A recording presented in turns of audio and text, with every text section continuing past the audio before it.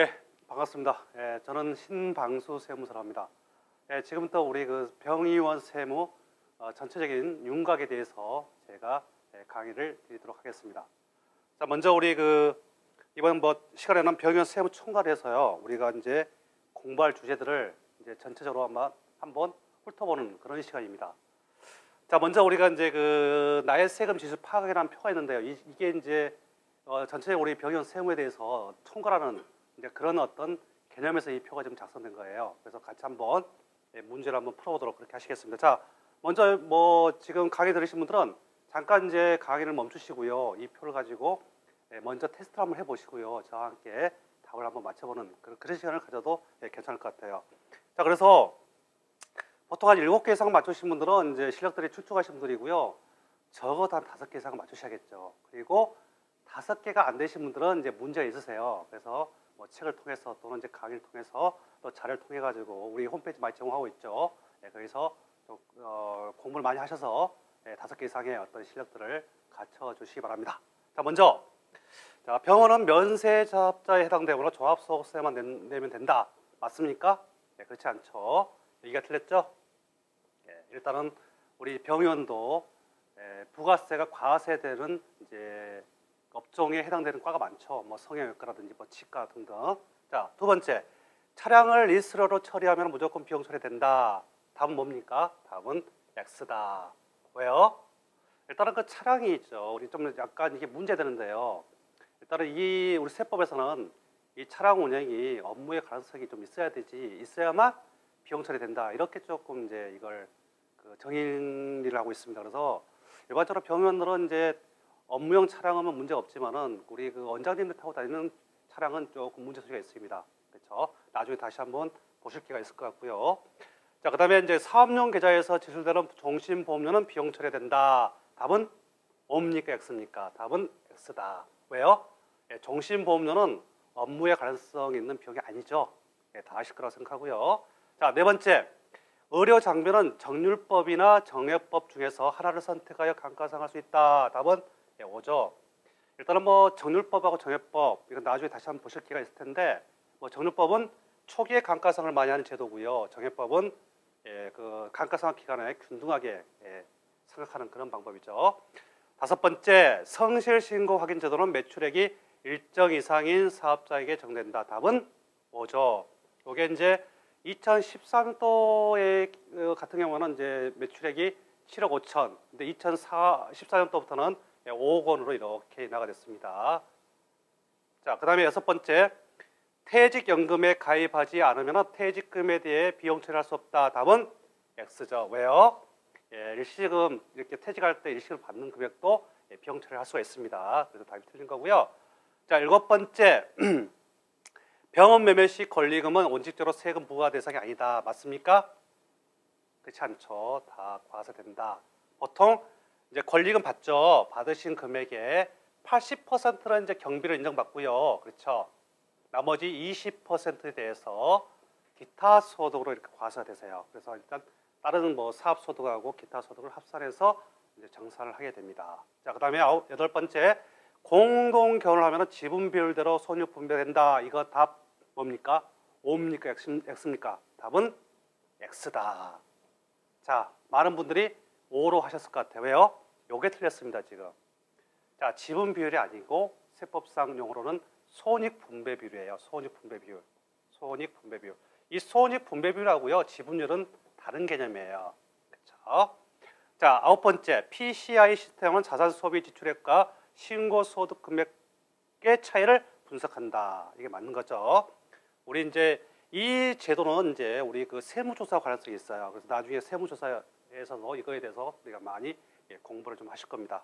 자, 그리고 열 번째, 인건비는 무조건 축소 신고하는 것이 유리하다. 답은 뭐예요? X입니다. 이건 점수 드리기 위해서 제가 이제 드린 거고요. 일단 무조건 축소하는 게 이제 유리하는 경우도 있겠지만은 또 불리한 경우도 많습니다. 자, 개수 한번 쉬어보시고요. 그래서 7개 이상 맞으신 분들은 강의 안 들으셔도 문제가 별로 없어요.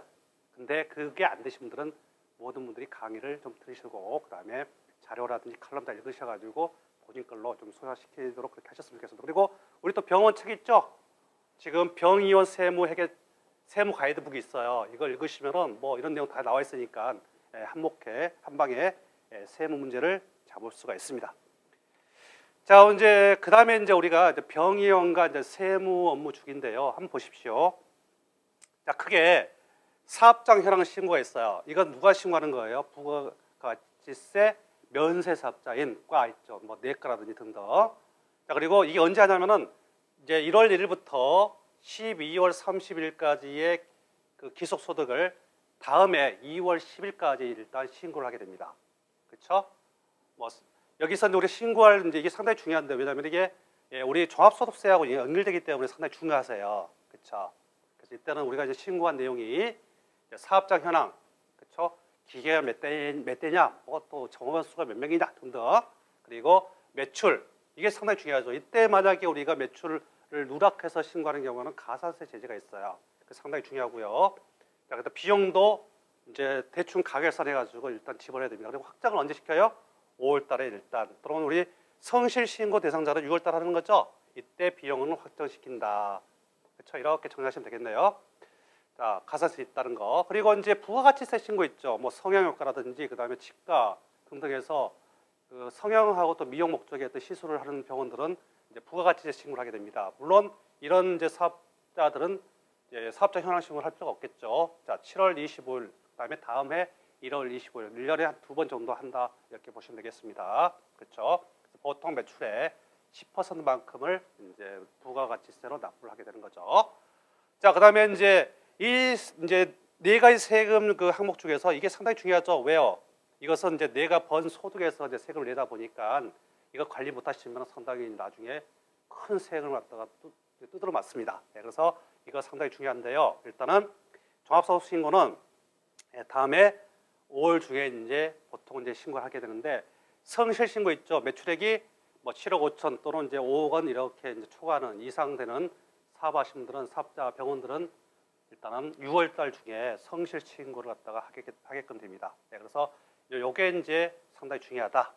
그리고 이제 원천세라는 게 있죠. 원천 우리가 이제 종업원들한테 급여 주실 때 얼마 일정에 떼가지고 또는 뭐 3.3% 세금 떼죠. 이제 그런 것들은 다음 월 1월 10일까지 또는 뭐 방위별로 6개월치 모아가지고 한꺼번에 납부할 수도 있습니다. 이렇게 이런 그 제도가 있다.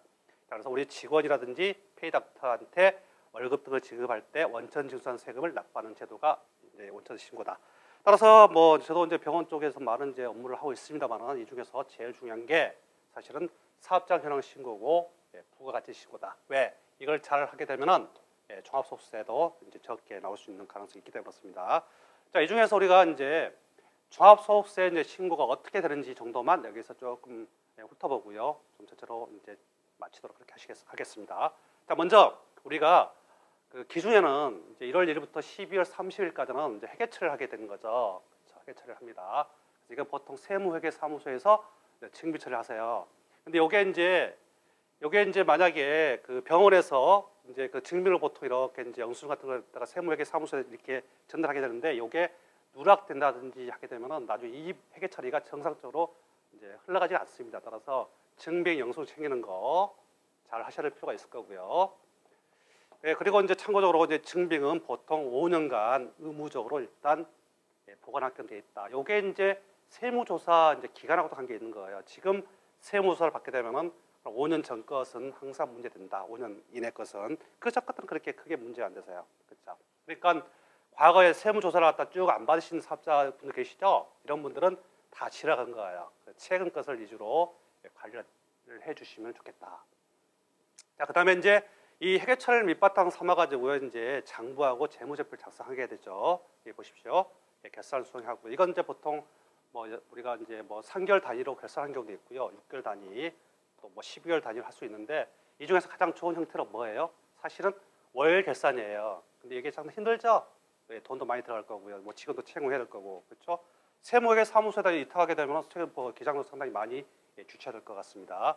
자, 그래서 이제 이 회계 처리를 바탕으로 해가지고 이제 뭐 이제 결산하고 뭐 재무제표 작성을 하게 되는 거예요. 자, 그리고 나서 이제 보통 이제 2월 10일까지 가결산한 자료를 가지고 사업장 현황 신고를 하고요. 그리고 5월달하고 6월달에 종합소득세 신고할 때 표준 재무제표를 이제 국세청에 제출하는 거예요. 이렇게 해서 이제 이 일 처리가 완결이 된 겁니다.